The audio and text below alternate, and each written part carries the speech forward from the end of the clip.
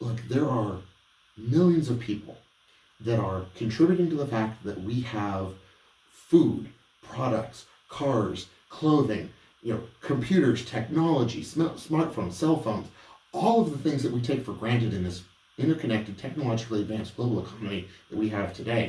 And as we transition, we need to make sure that we're also doing a just economic transition for everybody that's involved in that transition, because if we don't think about how to do that thoughtfully, then people whose livelihoods depend on us not transitioning will put their hands up politically and will slow the transition down. Does this sound familiar?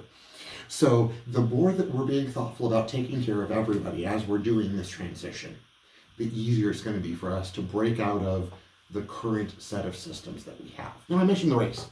That's hey, it's easy for us to do this thing. All of our systems are built for it. All of our products are built for it. Our economy is geared for it. We get the economy of scale out of doing all of these things.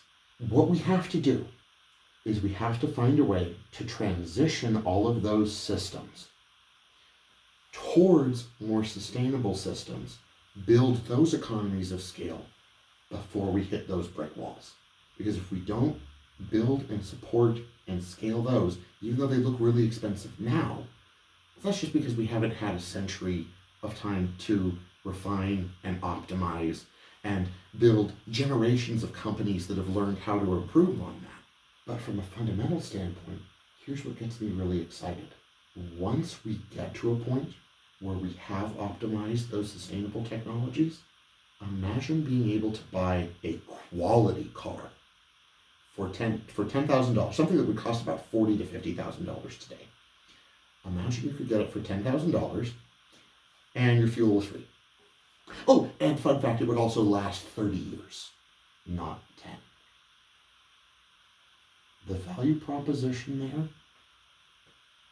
that's cool. That's a way that we can start opening up economic opportunity and possibility to start spreading what people are spending on in different ways.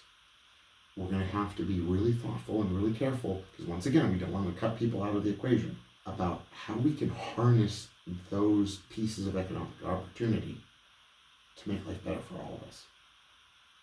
Really cool potential.